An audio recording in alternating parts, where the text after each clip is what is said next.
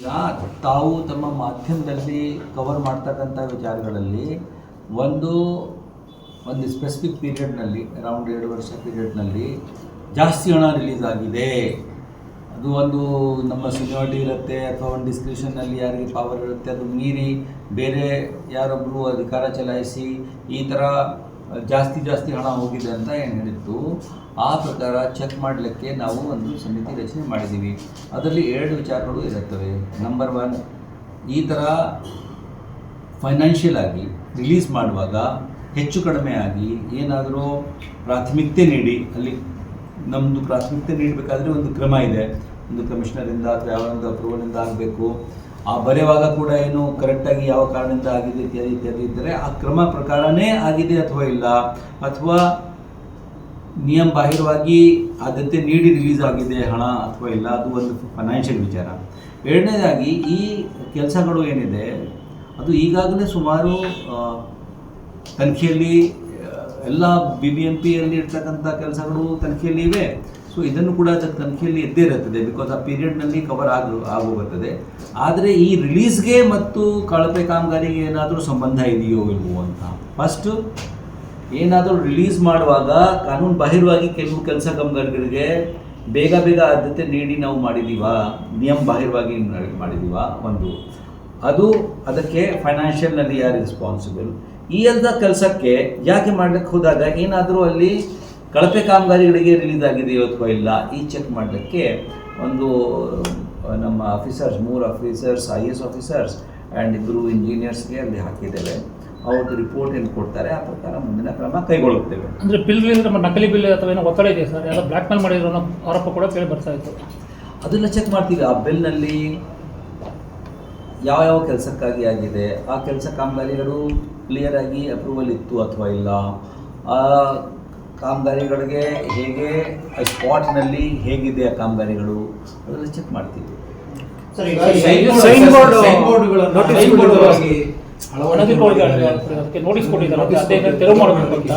ಈಗ ಏನಾಗಿದೆ, ಒಂದು ಸೈನ್ ಪೋಸ್ಟ್ ಅಂತ ಇತ್ತು ಸರ್, ಅವರಿಗೆ PPP ಮೋಡ್ನಲ್ಲಿ ನಮ್ಮ ಕಾನ್ಸ್ಟೇಬಲ್ಸ್ ಅಲ್ಲಿ ಕೂತ್ಕೊಳ್ತಾರೆ, ಟ್ರಾಫಿಕ್ ಕಾನ್ಸ್ಟೇಬಲ್, ಆ ಜಾಗದಲ್ಲಿ ದೊಡ್ಡ ಪ್ರಮಾಣಕ್ಕೆ 160 ಫೇನು ಸ್ಕ್ವೇರ್ ಫೀಟಿಗೆ ಫೈನು ಇತ್ತು, ನಮಗೆ ನೆನಪಿಲ್ಲ.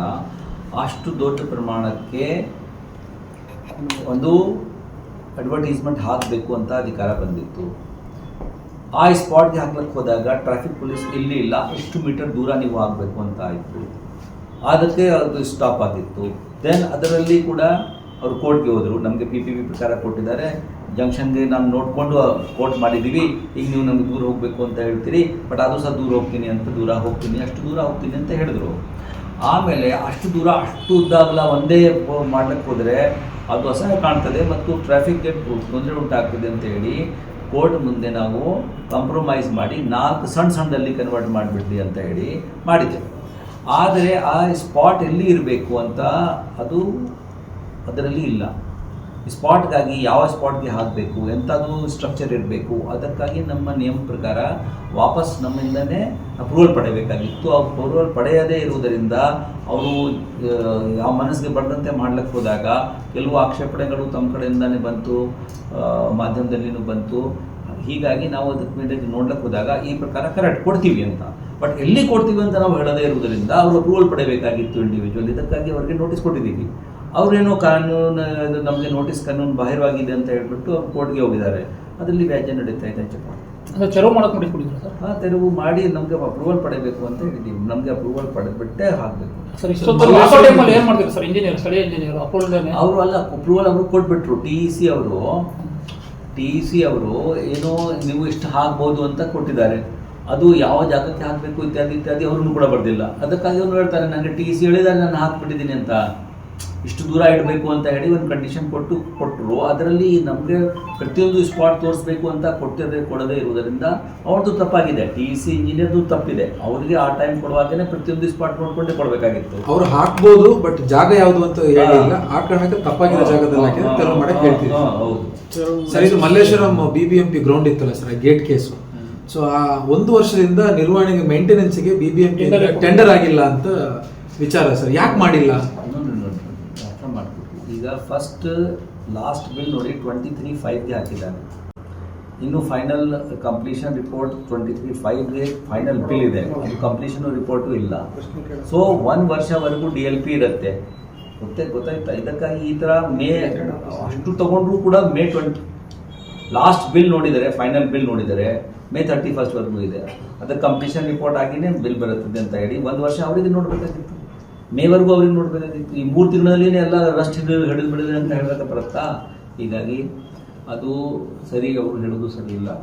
ನಾವು ಅದನ್ನು ಮಾಡಿದ್ದು ಕೂಡ ಎಷ್ಟು ದೊಡ್ಡದು ಗೇಟ್ಗೆ ಅಷ್ಟು ಹಿಂಜಿದು ಗಾತ್ರ ಸರಿ ಇಲ್ಲ ಅಂತ ಬಂದಿದೆ, ರಿಪೋರ್ಟ್ ಬಂದಿದೆ ಮತ್ತು ತೂಕ ಹಿಡಿದಿದ್ದೆ ಬಂದಿದೆ. ಅದನ್ನು ಬಿಟ್ಟು ಕೂಡ ಬೇರೆ ಆ ಕೆಲಸ ಮಾಡುವಾಗ 51 ಲಕ್ಷ, ಅದು ಬೇರೆ ಕಾಮಗಾರಿಗಳಲ್ಲಿ ಏನು ವ್ಯವಸ್ಥೆ ಏನಾಗಿದೆ ಏನಾಗಿಲ್ಲ ನೋಡ್ಲಿಕ್ಕೆ ಆ ಕಮಿಟಿ ಇದೆ. ಇದರ ಜೊತೆಗೆ ಕಮಿಟಿ ಮಾಡ್ತಾ ಇದೆ, ಆ ಪ್ರಕಾರ ಆಕ್ಷನ್ ತಗೊಂಡು ಪಾರ್ಕ್ ಅದೇ ಮಾದರಿಯಲ್ಲಿ ಬೇರೆ ಬೇರೆ ಪಾರ್ಕ್ಗಳು ಕೂಡ ಇದ್ದಾವೆ, ಅದನ್ನೇನು ಸರ್ವೆ ಮಾಡಿ ಸರಿಪಡಿಸ್ತೀರಾ? ಅದು ಏನಾಗಿದೆ ಅದು ಮಾಡಲೇಬೇಕು. ಪಾರ್ಕ್ಗೆ ನಾವು ಈಗಾಗಲೇ ಸುಮಾರು ಹಣ ಇಟ್ಕೊಂಡು ಮೇಂಟೆನೆನ್ಸ್ ಹಣ ಪ್ರತಿ ಸಲ ಟೆಂಡರ್ ಮಾಡ್ತಾ ಬರ್ತಾ ಇರ್ತೇವೆ. ಎಲ್ಲ ಪಾರ್ಕ್ಸ್ ಇಲ್ಲ, ದೊಡ್ಡ ದೊಡ್ಡ ಪಾರ್ಕ್ಸ್ ಎಲ್ಲ ಏನಿದೆ ಅದು ಬರುತ್ತದೆ. ಸಣ್ಣ ಸಣ್ಣ ಸುಮಾರು ಪಾರ್ಕ್ಗಳು ಇವೆ. ಒನ್ಸ್ ಇನ್ ಎ ವೈಲ್ ಇದರಲ್ಲಿ ನಾವು ಕ್ಯಾಪಿಟಲ್ ವರ್ಕ್ಸ್ ಮಾಡ್ತೀವಿ. ಹೀಗಾಗಿ ಆ ಪಾರ್ಕ್ಗೆ ಒಂದು ವ್ಯವಸ್ಥೆ ಇದೆ. ಅಲ್ಲಿ ಸೆಕ್ಯೂರಿಟಿಗಾಗಿ ಕೂಡ ನಾವು ಸುಮಾರು ಕಡೆಗೆ ಸೆಕ್ಯೂರಿಟಿ ಗಾರ್ಡ್ಸ್ ಹಾಕಿದ್ದೀವಿ. ಕರೆಂಟ್ಗೆ ಕೂಡ ಮೇಂಟೆನೆನ್ಸ್ ಕೊಡ್ತೀವಿ, ಪಾರ್ಕ್ಗೆ ಗ್ರೀನ್ರಿಗಾಗಿನೂ ಮೇಂಟೆನೆನ್ಸ್ ಕೊಡ್ತೀವಿ ಅಂತ ಇತ್ಯಾದಿ ವಿಚಾರ ಇದೆ. ಈ ಪ್ಲೇ ಗ್ರೌಂಡ್ಸ್ಗೆ ಆ ಥರ ವ್ಯವಸ್ಥೆ ಇಲ್ಲ.